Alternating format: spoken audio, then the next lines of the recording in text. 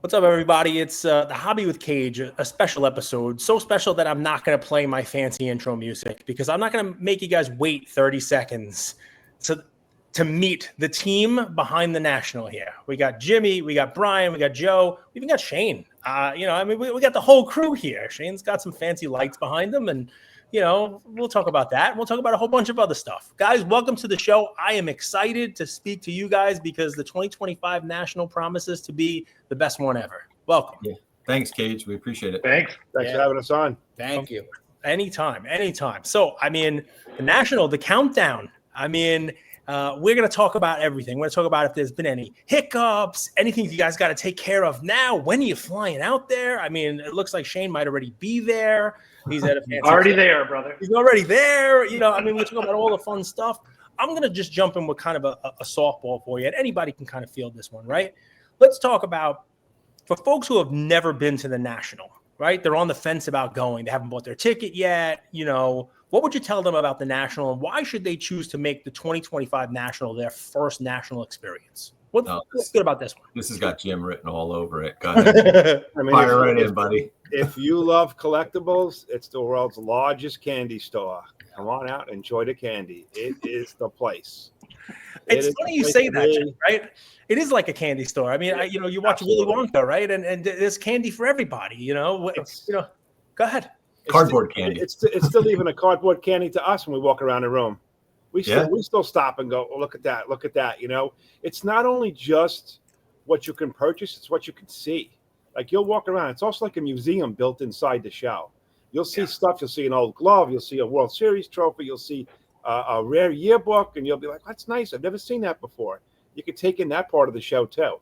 But plan your days, plan your time. It's a big show. It's what do we say, about 30% bigger than last year. It'll be the largest national the largest floor plan ever.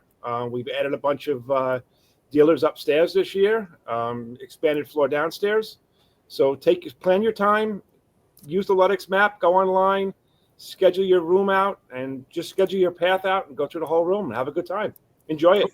I put myself on mute there because I didn't want to, interrupt you, Jim, because this is what people need to hear, right? And by the way, what you talk about is 100% right. It is like, I would even say more than a candy store. I'd say like, you have your chance to go to Willy Wonka's, chocolate factory. You get to see how some of the stuff's made. You get to see some of the history of it. The last time I walked around the National, I saw somebody was selling a bat from 1914. There were gloves. You could take a picture with the Honus Wagner card or a Mickey Mantle card in a high grade or whatever's coming to auction or whatever people are bringing out on display. So you get part museum, part store, part carnival with the breaking that goes on. You get sort of to rub your elbows with the athletes because you guys have autographs, right? And that's a good, roll into also, right? You talk about the autographs.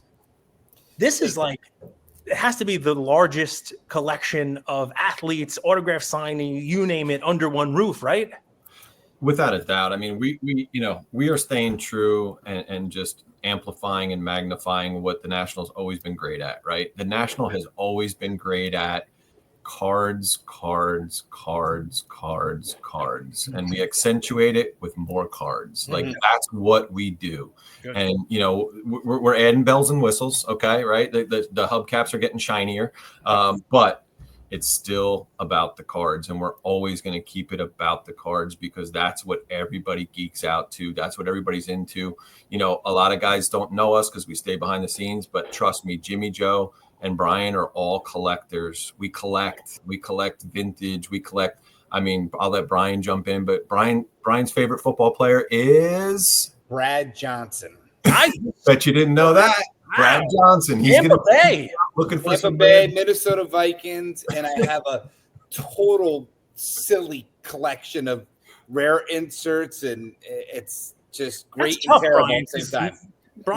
Brad Johnson came in the mid-90s. Yeah. He has his rookies and his rookie inserts are going to be before the numbered stuff. It's going to be before your rubies and your PMGs. Yeah. He's going to be, like – I'm trying to remember what kind of playoff football maybe has. Yeah, he's got 92 wild card as his rookie. Yeah, it's just terrible, but it's great. So it just is what it is.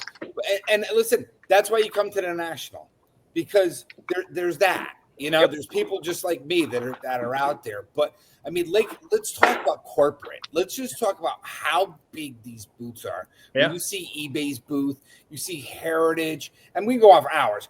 Upper Deck, Fanatics, Wild Card, David Adams, Steel City, and there's another 40 to more booths. 49. We're at 49 this year, and the corporate piece is bigger and better than ever. Like, the activations are amazing, the giveaways are amazing. All the announcements about corporate participation will be coming out here in the next 7 days. What I can tell you too is the VIP bags are amazing. They're better than they've ever been before. If you we're sold out on VIP bags, but if you get an opportunity next year when 2026 goes on, I highly recommend grabbing those for multiple reasons. Tickets are still available. That they will be available. Their regular tickets are not being limited, but we are offering the 5-day pass is the one that we feel like is the hidden value out there. Right. The 5-day pass, like, that's what I'm going to tell people is even if you're only going to the show for 2 days, okay, it's $30 a day. It costs you $60.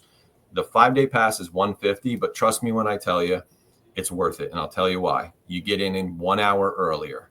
And that 1 hour that you'll be able to accomplish before 30, 40, 50,000 people show up that day, you'll be thankful that you did that. And then the next day when you come back, you don't have to wait in line or admission. You just walk right in. You have your badge already. That's the little sneaky trick that I would tell people. If you be there for more than 1 day, grab the 5-day pass. You will not regret that.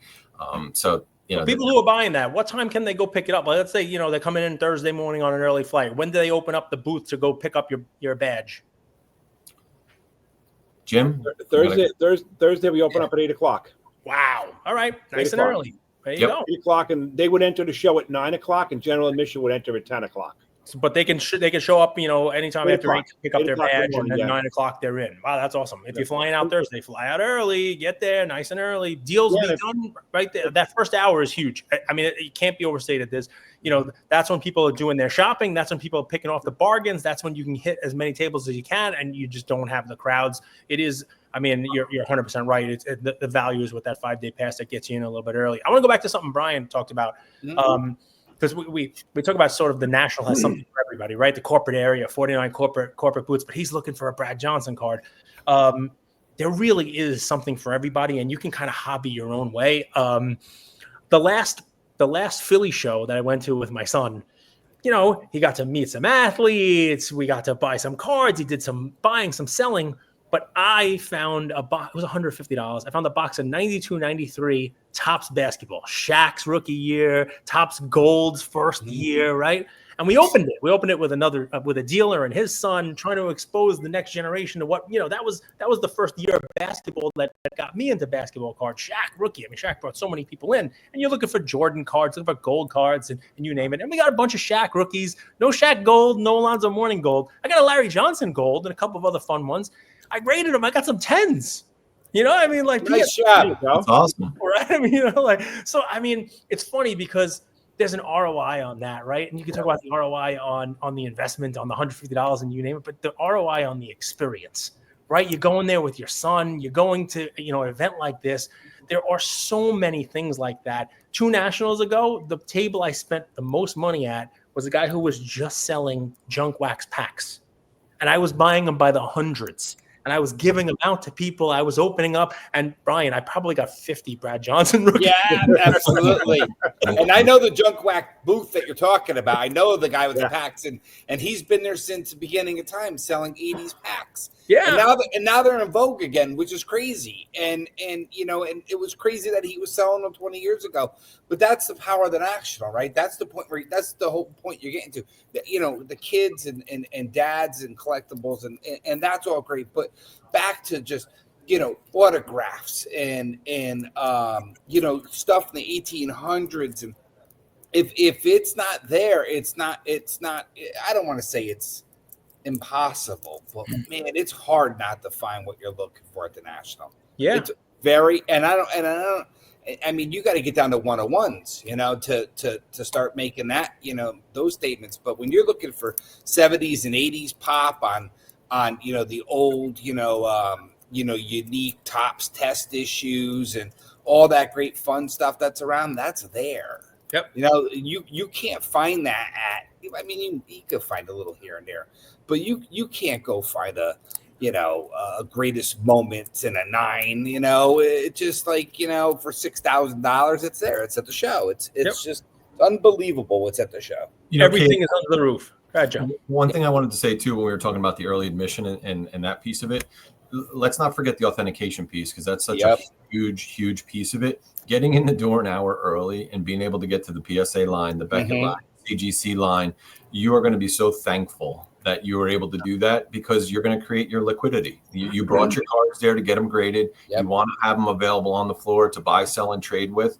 You know, that's a key piece to the National, and that's why we embrace those corporate partners so much, and we do whatever needs to be done to make sure that those authentication companies, they're present. We recognize the liquidity. Again, you know, I already said it once, but we're collectors. We were dealers for a very long time. We still buy and sell. You know, we're not corporate guys that just sit back and try to mastermind the National. Like, we're in it. We live it. You know, I call, you know, I like to say, instead of taking like my smoke breaks, that's when I like play with my cards. Like, I don't smoke. Like, I don't smoke. My 10-minute smoke break might be messing with my THWC set that I'm trying to upgrade, or, you know, so Jimmy and Brian are the same way. Like, we're in it with the community. Like, it's what we do, you know. Joe, you bring up a great point, right? I mean, I have a story about it myself, but I believe one of the things that makes the National magical, and I'll use that word, is all of the graders are there on site, grading cards, turning them around. So you're able to pick up a raw card there, bring it to a grader, and magically it's worth more money. It is an injection of cash into the room. If you're a dealer and you realize that that's going on that floor, you have to understand there's more cash, there's more liquidity. People come with raw cards. They don't like shipping these things out. I'm going to have cards with me that I'm going to go right to PSA, and I'm going to do the whole check for a crossover, see if it crosses over. You know, that's new this year for PSA. They're doing bring a card that's in another slab. We'll charge you a fee. If it crosses over to our slab, we'll use that fee towards the grading fee on the card. That's a great thing that they're doing. It was done sort of unofficially in years past. My cards never seem to make the grade to cross over. I'm hoping to be a little luckier this year, but you know, I mean, that's a cool thing. And just, I remember the Atlantic City National. I opened a box of cards. I got a downtown Pandora. It was Zach Wilson, but he was selling at the time. It was out of 25. I brought it to Beckett. They graded it a 9.5, and you know, a box that cost me a couple $100. I sold the card and wound up buying a Will Chamberlain rookie in a decent grade, you know, which was he took about turning a couple $100 investment into a couple $1,000 card. It was right there because of the grading, you know. For sure. The other cool thing I want to mention too is, like, it's still a really, even though it's the biggest show in the world, right, of its kind, right, it still should not intimidate the new collector or the guy coming back into the space, because it's such a casual environment, and it's so easy to just find what you're looking for. Like, if you were a 70s or an 80s guy, you can find those dealers that carry that stuff really, really easily, and you can find your little area to hang out and get yourself reacclimated. Like, I don't want people to think that because it's so massive and the size is so big that it's going to be scary or overpower people that are trying to enter the space. Like, for the $30, that's one of our pride and joys, is the value that the National brings. If you compare it across the country to other really big, good regional shows, the National stacks up better than anybody for the bang for the buck, for what you're going to get to see for $30. To walk in the door for $30. I mean, we know what the economy looks like today. There's not a whole lot you can do for $30. Kids are free. Okay, they've always been free, 12 and under. Military is free. Military, a lot of people don't realize that. We absolutely respect our military. We appreciate them. They're free. They can come in for free. Mom and dad and the kids can get in for one admission if you're a military family. You know, I don't know how you beat that, but I just want to make sure I mention it. Well, no, I mean, listen, so just to piggyback on it, Joe, right? So I'm going to ask about sort of like the seasoned veterans in a second, like what's changed in 2025. But you've identified sort of like a mid-road, right? We talked about the people who have never been there before. We'll talk in a second about the folks. This is they do it every year, but what's new for them? That middle of the road you just spoke about is people who might have gone before, but have heard that, oh, the National's overwhelming, the National's too big, you can kind of get lost in it, right? So those folks who are thinking about coming back or kind of, have heard, wow, the show floor is so big, it's 30%. Are you doing anything for those guys? I mean, I've heard things like, we're going to keep some vintage and like suggestion box kind of stuff. But, is there a map? Have the we Luddick map? That's exactly where I was going. Jimmy and Brian can touch on that. They really spearheaded and babysat that to make sure it was perfect. So I'll jump out. But the Luddick's map is the ticket, man. It's on the website. Yep, we have an online interactive map, color coded. You could search by name. You can search by booth.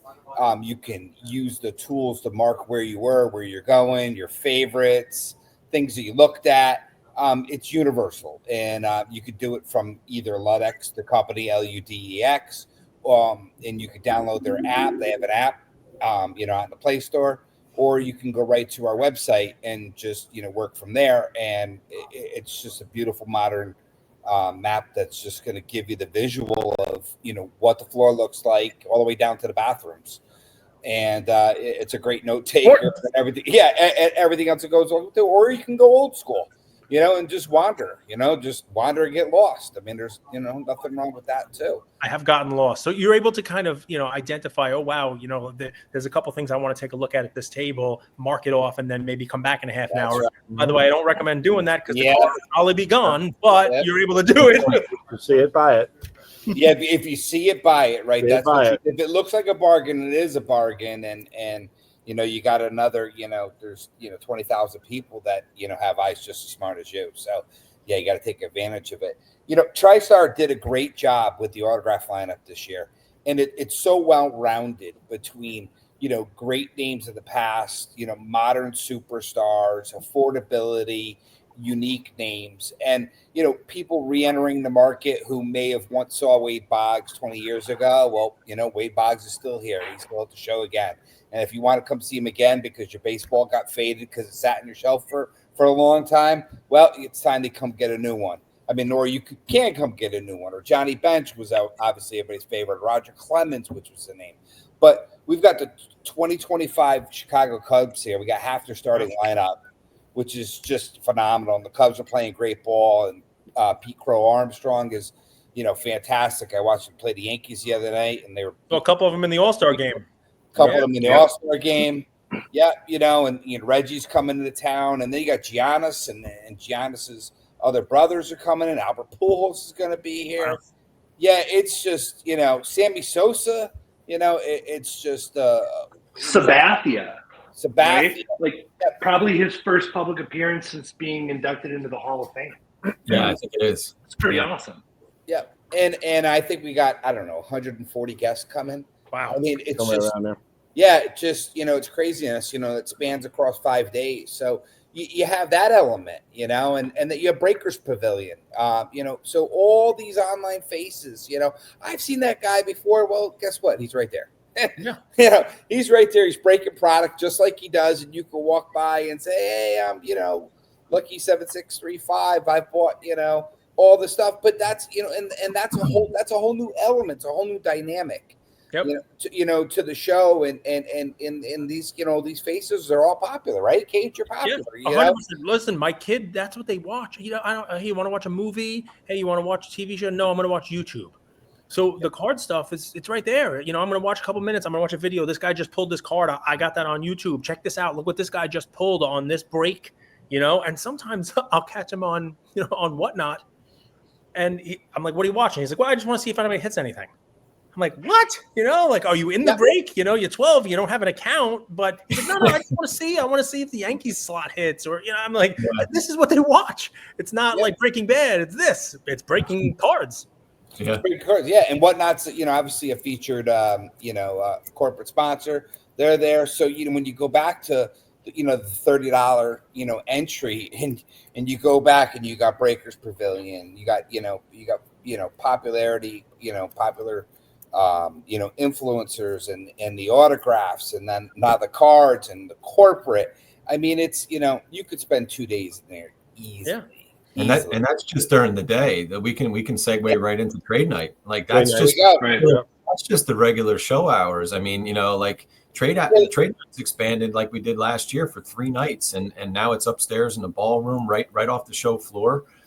You don't have to pay an admission. All you need is your badge from the show. So again, for $30, you could potentially see cards if you're smart from 9 a.m. to midnight. Like how could you possibly even beat that? Trade nights loaded. The activations are off the charts. Dave Marino is running our trade night like he did last year. He did an amazing job. He really works hard. Cage, I know Dave for many years, so I don't even know that I need to say much. The trade night has come a long way. It really has. It grew. And sometimes it's tough to gauge kind of the interest of it. And just when it explodes the way it is, the fire department sometimes has to get involved. But, but now you have it where it's right there. It's in the building. It's multiple rooms. You're going to have enough room for people. I mean, this is not on you guys. People sometimes leave the show 2 hours early to get online. Right. Yeah. There's always a line. There's nothing anyone can do about that. Right. It's like if you guys can solve that, also solve people standing up on an airplane when it lands and not having a line to get on. It's just one of those things that just don't complain about. Expect it, because people want to set up. They want to have their, most of the time it's people who aren't the dealers who didn't set up at the show. They think they're a dealer at the trade night, and that's fine. But they want to get online. They want to get there early and set up their table with their cards, set up on the floor with their cards. It's a lot of excitement. I love the trade nights. Dave does a great job with those. There's giveaways galore. Just like the show floor has something for everyone, the trade nights have something for everyone. There's cards, all different types, and they do a really good job. Guys, I have a question I want to ask you. And, maybe I'll put you on the spot a little bit, right? Look at that. Shane's getting nervous. Guys, you're industry veterans. It's rare. You'll be fine with this. You ready? So I got to tell you, I think the hobby is in a really good place. I do. And this is just me. I think the hobby's in a really good place, and my money doesn't go as far. I can't buy the cards I used to be able to buy. And that usually is a good indicator. That means there's a lot of people coming in. That means people are spending money on cards. And what I was able to buy last year for a price, I have to pay more to get that same card. That's usually a good indicator for me. You guys running the National, talk about having the ultimate behind the scenes look. It's like when my brother worked at Disney and took me under the castle and I saw Cinderella on a cigarette break. Never forget that one, right? You guys get legit behind the scenes. You see both the corporate involvement. You see, you're booking 49 companies, and you get to see their excitement about going. You get to see how they ready to, jump. And of course, we want to be part of the National. You get to see user engagement via ticket sales. You get to see that real, like I say, behind the curtain look, right? Based on what you guys know, based on what you've seen, the look that you get to have that the Joe public in the hobby doesn't have, what can you guys tell me about the strength of the hobby right now? I mean, am I right or am I wrong? Are we in a pretty good place? I mean, based on ticket sales, we sold out of tickets, VIP tickets this year. The all access and the standard VIP tickets are way ahead of last year. Wow. The numbers are way up from Cleveland last year, which Cleveland was a record-setting crowd. As Joe mentioned, for the 5-day all access tickets. Last year we were selling them on site. I would recommend, if you want to come for the 5-day early entry, you want to get those tickets now. I don't know if they're going to be available on site this year. Wow. General admission is way up from last year also. Just general admission, $30 admission tickets are way up too. So we expect a big crowd. One thing we learned was that we ran shows for years ourselves. The National now has become a production. It's not just a show anymore. It's a big production. And that's based on the strength of the hobby, based on the participants that are at the show, how big the show has gotten. It's a big production now. But we believe the market's strong, very, very strong. We don't see any slowdown right now. The other big piece too, Cage, is like we've got several hundred very patient, wonderful dealers on the wait list. We're working on it. We've added 75 tables up in Hall G upstairs. There's over 200,000 square feet upstairs, so there's only going to be 75 tables up there right now. But that's expansion, right? We're actively working on solving that problem. So those are some of the indicators to strength of the hobby, that I would speak to. The other thing that it helps us accomplish, which we find really, really helpful for all of the dealers, is we now have 3 different types. Well, actually 4 if you count corporate. But we'll just stick with the dealers. You have 3 different dealer booth types that you can pick. You can pick 10 by 15 booth. which comes with 3 tables, which gives you plenty of space, 150 square feet. You can set that up any way you want, 10 by 10 booths. And now we have 8-foot tables. So we can accommodate any style of dealer, entry-level dealer just coming into the space, a guy that's expanding, a guy that really wants to get big. So those are really key, fun things that we're really excited about. And this is the first year that's happened with the expansion. International is really exploding. We've got companies coming from Australia, from China, from Japan. We're really seeing this major push that is really, really exciting. It bring international money and collectors coming into the space. You can't even minimize that on Glad you mentioned international and especially Australia. 12% of my listeners are from international areas, and Australia is the leading country outside the United States. I don't know. I'm big in Australia. I like. Awesome. I'm big. Great. It must be all the times I talk about Outback Steakhouse because I love that. Here's the fun, right? So I mean, you guys have been doing this for a long time. I know, Jimmy, we were talking before about how many nationals you've been to. How's the national change? You guys can each take a stab at this one, or anyone. How's it changed from when you first became involved? Right? I mean, either as someone who went or someone who was involved in the national itself. Like what's something that's changed? The overall hobby, the size of it, or you can take it any way you want. Cage. Yeah. Obviously the market is so strong right now, right? And you touched on it before about how far your dollar could go. I have a picture, and Jimmy can clearly remember this. Us buying like 2 pallets of autographed memorabilia, and it was just out there just for the takings. And this is back in 2011, and I come over and go to Jimmy. I'd be like, "Are you kidding me? Walter Payton's are $75. Are you kidding me that Eli Manning is this? Whatever it was. I couldn't fill 6 boxes nowadays. It's just, it won't be there. Because everybody's going to grab a whack at it. It's not sitting there on Sunday waiting to go home. And that just goes to show how many people are in the market and just how many bright-eyed, very, very intelligent people are in here, making things happen. We used to have a little bit of a rule of the roost, and we don't anymore, and so that's just one side of it. That's one aspect. You know what I like, Brian? One of the things that I think is different, right, is I watched a video the other day. I can't get enough national content. I'm that kind of nerd. I watched a video the other day of the 1988 National in Atlantic City, and obviously prices have changed and things have changed. But the jaw-dropping moment for the guy running the National at the time, where he's interviewed by whoever it was making this YouTube video, was like, "You got to look around. Everything's here." Just like you guys said, everything's here, right? If you can't find it here, you're not going to find it. But then he went on to say this: "There's easily a few $1 million at this show." We're now going to have a few $1 million at individual tables. Yeah. You know what I mean? Like it's pretty crazy, and that's a good segue right into.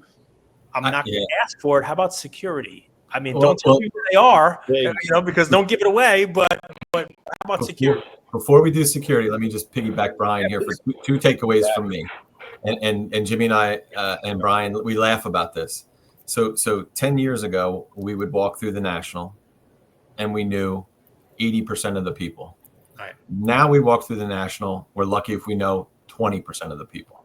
So there's one. So there's growth. There's just an extremely positive environment, right? To just see that level of growth. Number 2 takeaway: if we walk through the show with $1,000 worth of cards, if we were getting offers of 30, 40, 50%, that would be the normal, right? You'd have $1,000 worth of cards. You'd have dealers lowball you. We call it lowball, right? Try to get 30 cents on the dollar. And if you got up to 50 cents on the dollar, you were like, you know what? That's pretty good. The guy's got to make a profit. I'm going to sell it. Now you're dealing with 80, 90, 95, 100. There are even some crazy guys out there speculating or paying on eye appeal, paying over comp for stuff. Yep. And it's really, truly liquid. If, we used to make that joke, right? Like if you got a Mickey Mantle card, good luck turning it, buying a loaf of bread or filling your gas tank with it. Well, that's not true. That's changed now. Now you can actually buy a car with your Mickey Mantle now. Mm-hmm. So those are some of my takeaways, but I'll let Jimmy touch on security, So security this year at the National is probably going to be about 3 to 4 times what it was last year in Cleveland. And if you notice, last year in Cleveland, we had a pretty good presence last year. The other advantage of this year's securities is going to be much more expanded hours. Beginning of the show, after show hours, safety. Safety is a number one thing we're looking for. Safety. Period. Right. One word, safety.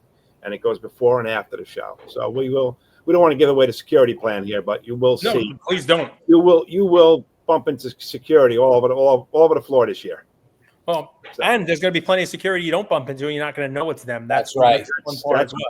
That's true too. Be advised, guys. They got the eye in the sky. They got. I might even be. And everybody listening to this, right? And after we release this 24 hours, we'll have 1,500, 2,000 in the first 24 hours, either watching this or listening to it. Every one of you're all deputized.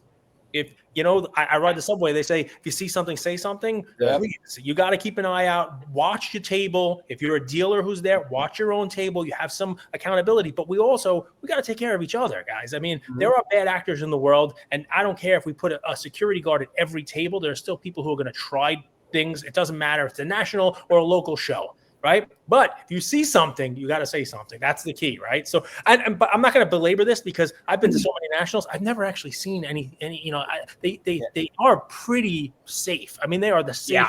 So no. I'm not that concerned about it. It's just more of the higher end, like just the value of the big end, the corporate stuff. Some of those guys bring their own security. It's just the money that's in the room. It's pretty. There are a lot of booths that have gone out and hired their own security.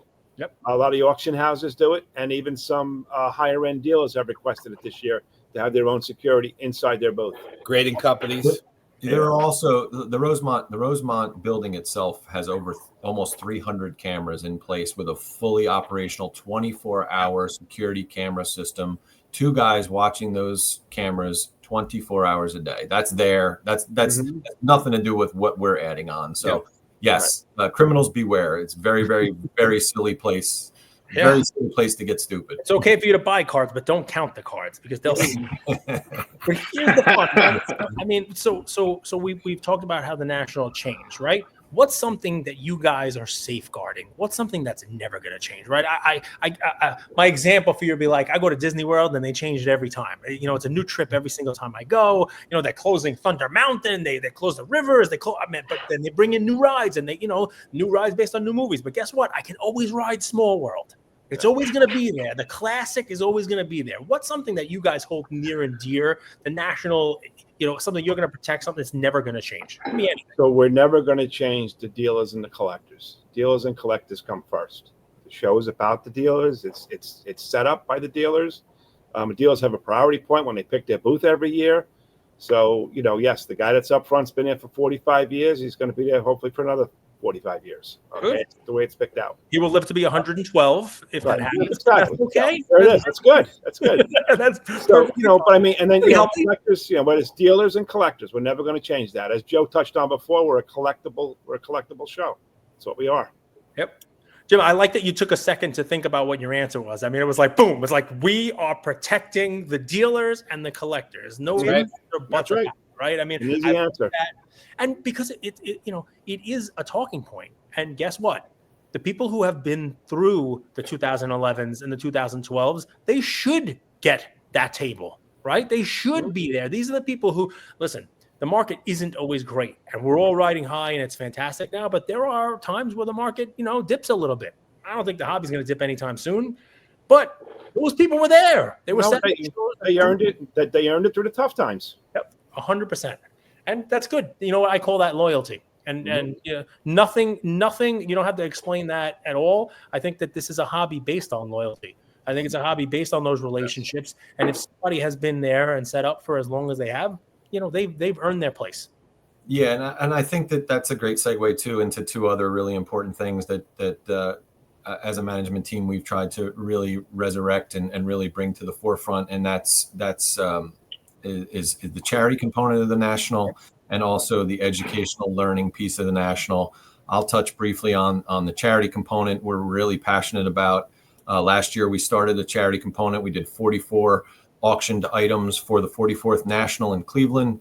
It went over really well. Pristine was a wonderful partner for us. It was very successful. We raised almost $40,000 for some local charities that were really, really gracious and wonderful and came to our event. I do want to plug our dealer party too really quickly because it ties into that. For our dealers that are listening, we have a Tuesday night welcome party. So dealers, please, after you set up on Tuesday, come by the dealer party. It's upstairs where the trade night is. It's free. It's open food. It's a great B2B opportunity before the national gets crazy. That's a quick plug for the dealer party, but there'll be information all over the website for it. But anyway, this year's charity auction is really special.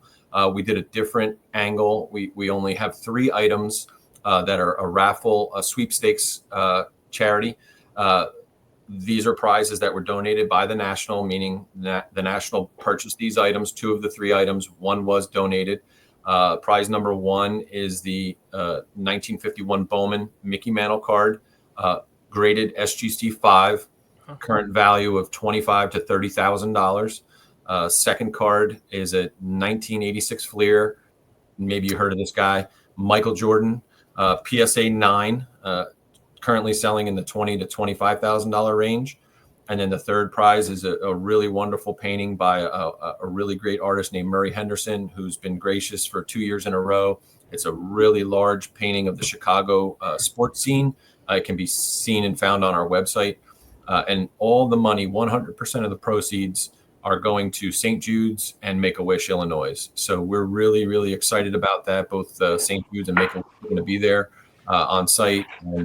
And then I'll step out here and let Shane jump in and talk about the Youth Collectors Initiative that we're really excited about as well.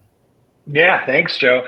Before you jump in, Joe, how are people going to be able to bid on that? Is there an auction on site? Can they find that on the website? How can people who want to bid on those items and potentially donate and win those and donate that money to St. How do they do that? I'll let Brian jump in because he handled a lot of the lift on that. So yep. So obviously through any of our marketing website, but there's going to be QR codes on stands throughout the show. Mm-hmm. And we're going to announce the winner on August 6th, which is 3 days after the show. Perfect. So we can get back and, do what we need to do. Okay. We need everybody's support because it's for Make-A-Wish and St. Jude's. And they're obviously 2 very wonderful charities. And this is kind of a one of a kind sweepstakes or charity event. Where can you spend $25 to get an entry to win a Mickey Mantle rookie card? And this isn't we're not giving away a trip or a lobster dinner or some other silly stuff. I mean, these are great cash assets that you could do wonderful with. So we really hope that this is successful, and we're really looking forward to anybody. Before Shane gets into the second charitable thing you're doing, which, by the way, great job, guys. You don't hear about this enough in the hobby. You don't hear about what folks do. You hear about great stuff with cards, but I mean, this is the National. You guys have a platform. It's the biggest platform. You guys have the biggest show. And you're not just resting on that. You are, you're taking care of the community. You're doing charity work. You're doing everything that you need to do here. So, kudos to you. But if there are breakers listening, and there are breakers in the Breakers Pavilion who are setting up, and, you have an hour for free, you should reach out to these guys. And maybe one of those hours where you're not breaking a box of Dynasty or you name it, maybe you start yelling, who wants one of these? Who wants a $25 raffle? It's basically a break. It's basically the same thing as a $25 spot to get a Mickey Mantle, to get a Bowman rookie Mickey Mantle or a Michael Jordan rookie or a painting. It's the same thing as that, right? You put your $25 in and maybe you win. So if you're a breaker, you want to get involved in that and maybe help with the QR codes and make some noise. Bam, we take those. Reach out to these guys and see if you can help. It's obviously for a good cause. Shane, what's next? Well, let me close the door on that one for a moment. So $25, but you can buy up to 40 tickets. Wow. Right? All right. Yeah. So you're not limited to one. So if you want to increase your chances, you've got the ability to do that. And you can do it ahead of time right off the website. So nsccshow.com, you'll get a link right there to be able to do that online. And then, of course, with the QR codes, as Brian was saying, at the show. Shane, and the items of the ballot box guy. I'm just letting you guys. A little bit. Well, I'm from Chicago. Yeah, so early and often. Yeah. Chicago politics at play here. We see what Shane's right. about. I'm getting a little windy here. So yeah. All the items are going to be at the booth, at the live booth. On the floor, so you'll be able to see these items that we're auctioning as well, which is super cool. So segue. New thing. So supporting national charities is amazing. We love doing it, and we're always going to do it. we added a layer this year. So, coming to Chicago for a 3-year stint gives us this kind of unique ability to put some roots down that normally, when you go from year to year to city, it's not quite as easy. And, to go back to this conversation about the growth of the hobby, some of the growth in the hobby, it's like your son watching YouTube, right? It's kids, it's next generations. We're seeing it. Like, we looked at data from Chantilly and Philly. Last 2 years, their kids' trade nights activations have tripled, right? So just one good indicator of growing interest. But we're not just sitting on our hands idly watching that growth happen. We feel like we're the vanguard of this hobby, and we want to take a leadership role. And so here's what we've done. We've created what we call the Youth Collector Clubs Initiative, powered by the National. And this is a collaboration in year one with Curtis Granderson. So most people should know the Grandy man, right? Detroit, Mets, Yankees, et cetera, et cetera. He's a Chicago guy. He's back in Chicago. He's retired now, but he runs an organization called the Chicago Baseball and Educational Academy. And that academy uses the game of baseball to expose kids, high school age kids, to potential career paths, as well as to get them on college campus and really get a feel for that, and maybe open their eyes to paths beyond high school. So he's very big on the educational side of what he does in his organization. Meanwhile, we're thinking about investing in the future of the hobby, and how do we attract young generations to it. And what we know is that there's a lot of lessons you can learn from card trading, right? Lessons on entrepreneurialism, lessons on capitalism, lessons on community. All of these different aspects are personal lessons that can help shape a kid's future, personally and career-wise. So we went about packaging a curriculum using card trading as a way to teach those lessons to young kids. And we've known Curtis for a while. We approached him and said, this is what we'd like to do. Would you like to be a part of it? And it was clear mission alignment on day one, and he was all in on this. So last Thursday, July 10th, these three guys and me and a bunch of other people came to Chicago and went to Curtis Granderson Stadium at the University of Illinois Chicago, which is where he played college ball. And we launched this initiative with about 50 kids, both girls and boys. We gave them a card trading 101 lesson. The guy that's administrating this for us is a guy that some of you know, Samuel Evans. He's big in the space. He's a big content creator. He's also a public school teacher in Philly. And so he has the lens of an educator. He's built an entire curriculum for us. So we just got this program kicked off, and we are also doing fundraising for that. So our partners, Pristine Auction, are running an auction right now on their website, pristineauction.com, where you can bid on items, a huge variety of items. We're fundraising for that effort in order to underwrite this program. So we want to get this off the ground this year, run it with Curtis for the next 3 years, get it nice and tight, and then be able to take this into every market we go to in the future and leave something behind. So that's the Youth Collector Clubs initiative. We're super proud about it. And that auction is running right now, so you guys can go and bid on items there that obviously benefit a good cause. Yeah. That's pretty awesome. I mean, listen, I can imagine what you're going to do next year, but it's cool to think about that, right? Because, we have Chicago in 3 years in a row. It allows you, like you said, to kind of, come up with something like this where, you're giving back, right? The National is, Chicago.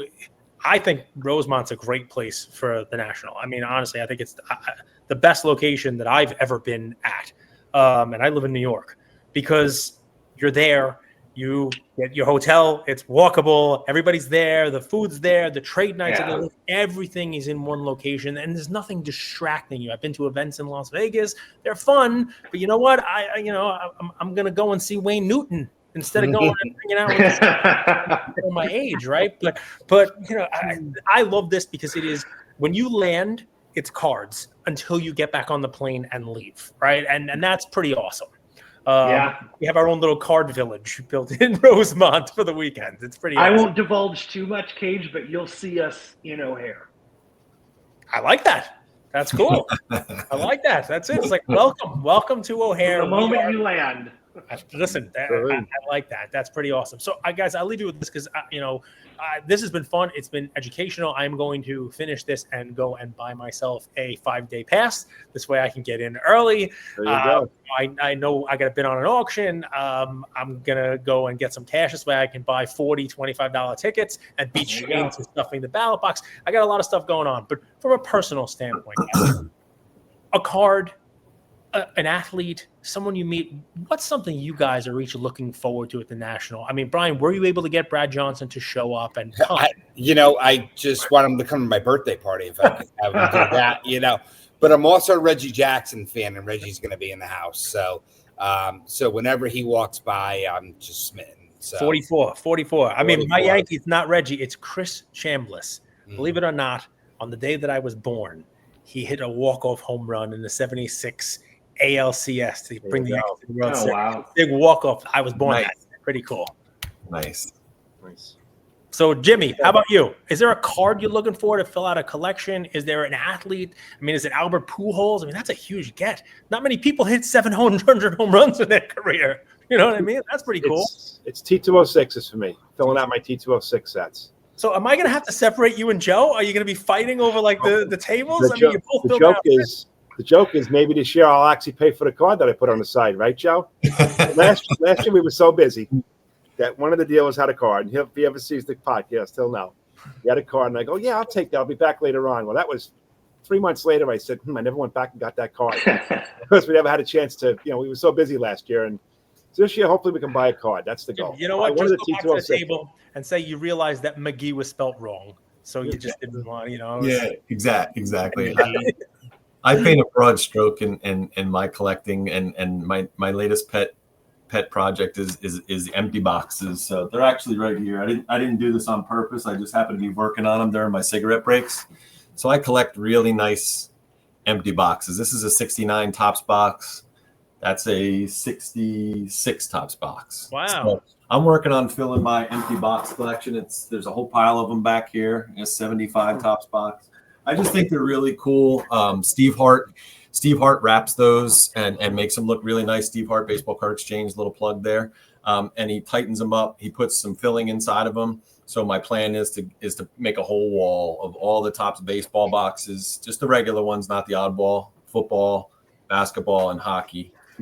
So that's Joe, you ever see trying to sell you something? See, Jim's on it too. Jim's on it. It's a 63 Solana box. That's a rare box. One of the dealers actually gave it to me this weekend at a show. That's a rare box. That's a rare box. Now we're going to start showing off boxes. All right, here's my rare one. Joe, you held that up. I thought they were heritage boxes. Look at that. 64 Giants. 64 Giants. There you go. There's a rare one. Yeah. Wow. Last one, my favorite. 5 Topps, because look who's on the box. Sandy Koufax, Mickey Mantle, and Harmon Killebrew. So that's an actual empty 65 Topps box. I had a fraternity brother. They called him Harmon Killebrew. That was his fraternity name. All right, I'm done. He drank a lot. All right, guys, listen, I appreciate your time. We will see you there in a matter of days. This was a lot of fun. I thank you guys, and thank you for all the stuff you're doing, and for taking a couple of stray bullets every now and again. This is what happens. It's funny. You're never going to be able to make 120,000 people happy, but for what it's worth, just from where I stand, you do a damn good job of it. You know what I mean? So thank you for what you're doing, and I can't wait to see you guys, and I can't wait to get on that show floor and and try to beat people to the bargains. Thanks, Cage. We really appreciate it. Take care, everybody. Yeah, thanks, Cage. Thanks, Cage. Bye-bye.